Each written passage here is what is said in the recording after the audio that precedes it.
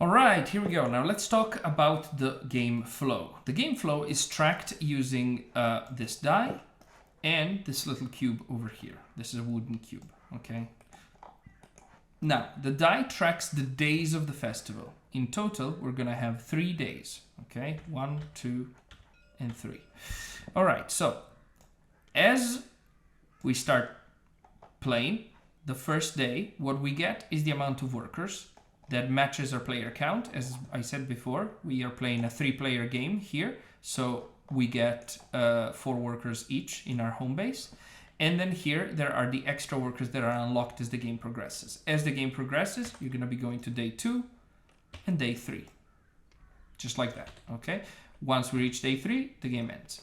Now, what about this guy over here? This little cube is used to track the time of day. Each day starts at dawn. What happens at dawn? At dawn, everybody receives 2 quests, which they then check out, and then they decide which one to keep and discard another one, right? So let's say I'm gonna keep, let's say the purple player is gonna keep bonfire, and the purple player is going to discard this. Now, actually, the purple player is a bad example because they're not first. Let's say this was the blue player, right? I need to follow this turn stack over here. Now, next would be the purple player. They would receive these other 2. They're checking them in their hand. And let's say that the purple player has decided to keep, for whatever reason, power, right? They keep power, put it here, and throw this down. Now it's the orange player's turn. They get 2 of them, flip them, check them in their hand, and go, okay, I'm gonna keep lizards. But no, I actually prefer one of the ones that have been discarded. So one of the things that the orange player can do is drop both of theirs and take passion instead, for example. Now, it's not finished yet. We go back to the first player, which would be blue. Now, blue can say, do you know what? I prefer Teutonica over the one that I've got here. So they can discard this one and take Teutonica instead. Okay? Now we go back to the purple player, and this repeats until everybody has their favorite one, so to speak, among the ones that were available, which could very well be one that the others know, like in the case of the Teutonica one because it was down, or it could be one of the ones that they found and kept secret. Okay? When everybody's happy to continue, that's when we move on to the morning. Okay? So there, let's go to the morning. What happens in the morning? Oh, I forgot these.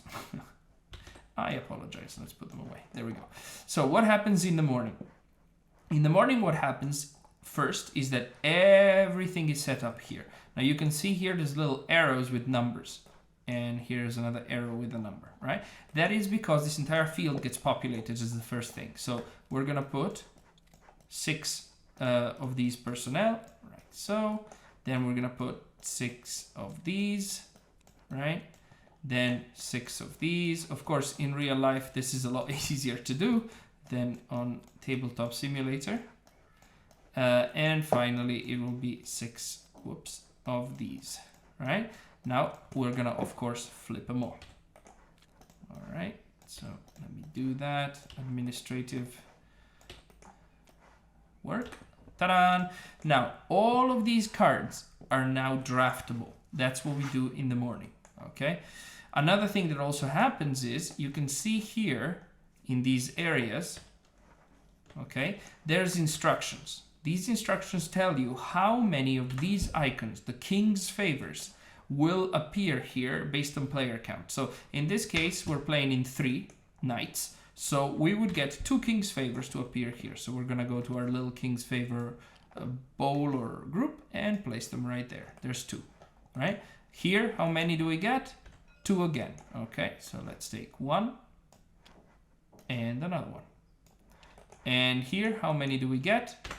In 3 players, 2. How convenient. So 1 and 2. And finally, spoiler alert, this one is also going to be 2. There we go. So how does this work now? Now that everything's been set up.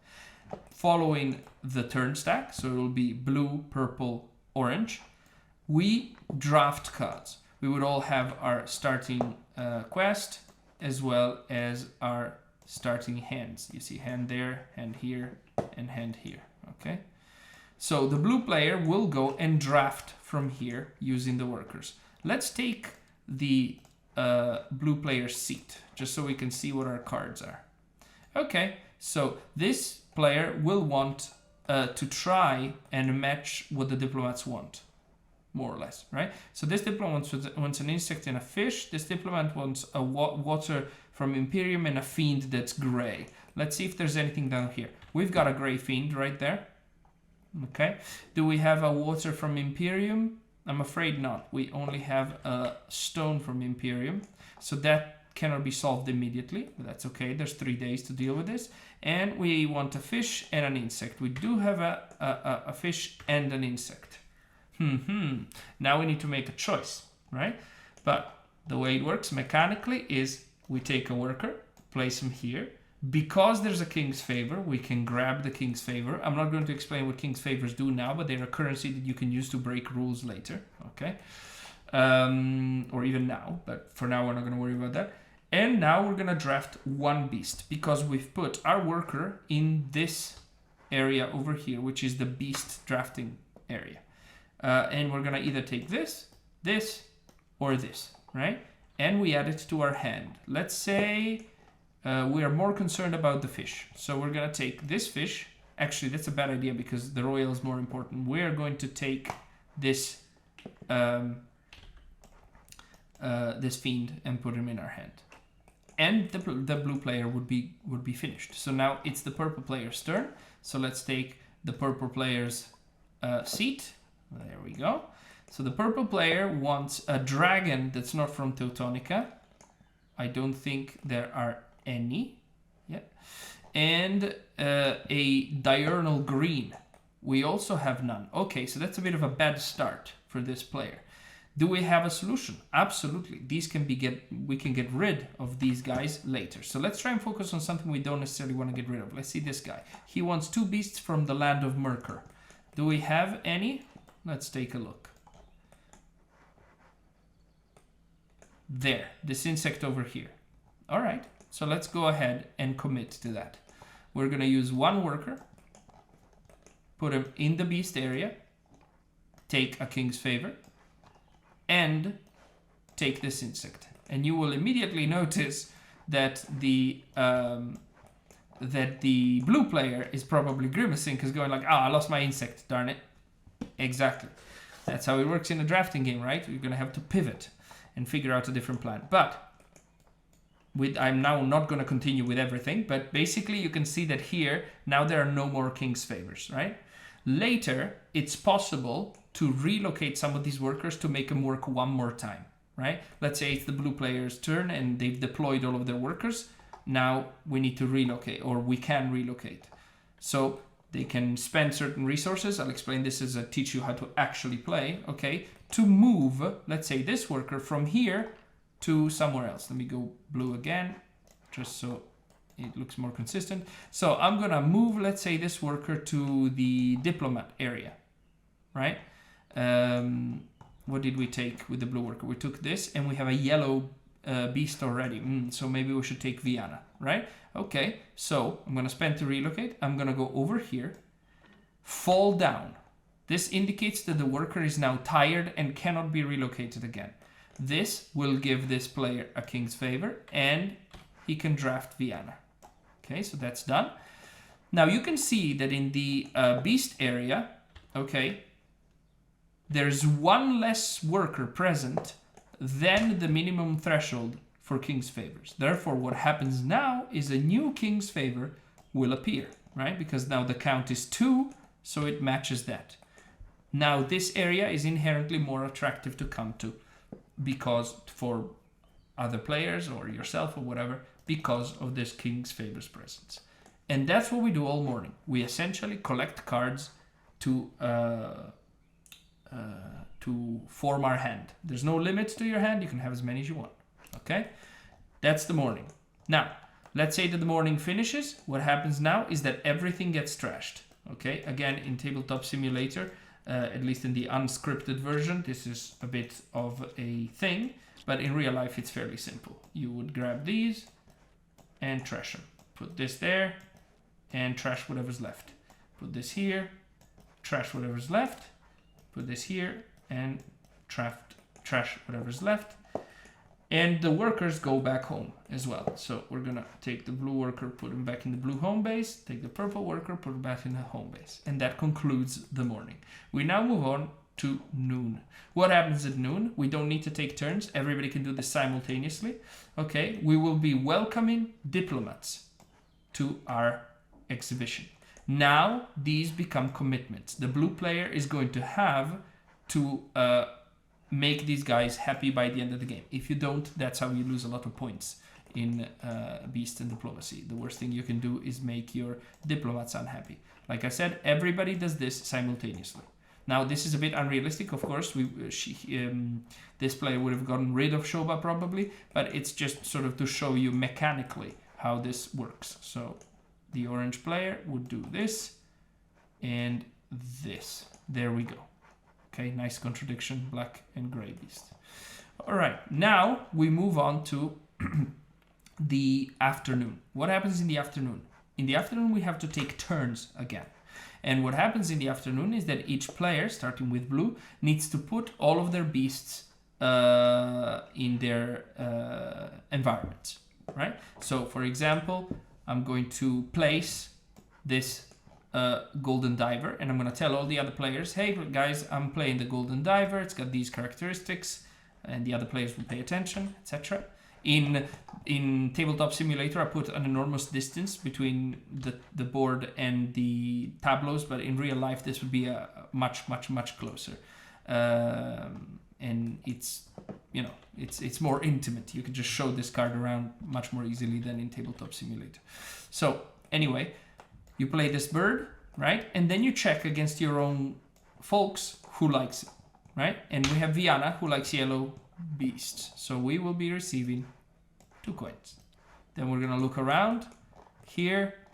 Beast from M, that's a no. Dragons, that's a no. Diurnal, yes, but it's green that she wants, not yellow, so that's a no. And wrong color, so that's also a no. All right, now let's play the Feral Cave Dweller. Now that's a good example why it would be illegal to put the Golden Diver in here, because the cage is limited to 1 or 2 level beasts, and this is a 3-level beast, so it must go in a standard environment, whereas the Feral Cave Dweller can live in the cage, which is a free environment that every knight has. In this case, we're playing blue, the Sapphire Clan, so we get the Sapphire Cage. Anyway, so we play this, we check again for reactions. Fiend, that's a no. A gray, that's a no. Oh, Fiend, that's gray. Awesome. We get another 2 coins. 1 and 2. If we look at the purple player, Mercor, that's a no. Dragon, that's a no. Diurnal, that's a no. This is a nocturnal beast, right? Again, you will be showing the beast up high, like so. This will be your card. You go, hey, card. Okay, like that. And then finally, let's take a look at the orange player. Oh, the orange player likes gray beasts, thanks to Farouk. All right, awesome. That's 1 coin for the orange player. How lovely. Okay, and then you would play as many cards as you'd want, and then you'd stop. Let's say we play the splitter now. The splitter allows me to split a deck in 2. I'm gonna split this one, a beast deck. I'm gonna then draw 3, drop this, and I get to keep one of them and trash the others. Oh, I've got a fish. That's not bad. It's for my aristocrat here. Cool. So I'm gonna trash this dragon. Oh, wait, even better. This beast over here matches my trader. Perfectly. M, Fiend, blue. Nice. I think I'm actually gonna do that. So I'm gonna trash this fish and this. And now that I've got this situation, I'm just going to make this sail as the blue player. Okay. And I get 8 ore from this. This trader will go here. I'll take a 10, drop a 2. Ta-da! And this would conclude the afternoon for the blue player. Everybody would do the same thing. Okay? Then you've got dusk, which is the final phase of a day. We need to pay for maintenance. So let's see.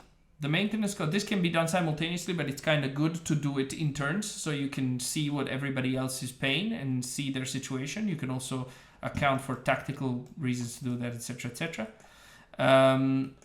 Let's see. So my total maintenance cost is 3, 4, 5, 6. Okay. So I would need to pay 6. Now I also, because it's day 1, I can only keep 1 King's Favor, 1 per day.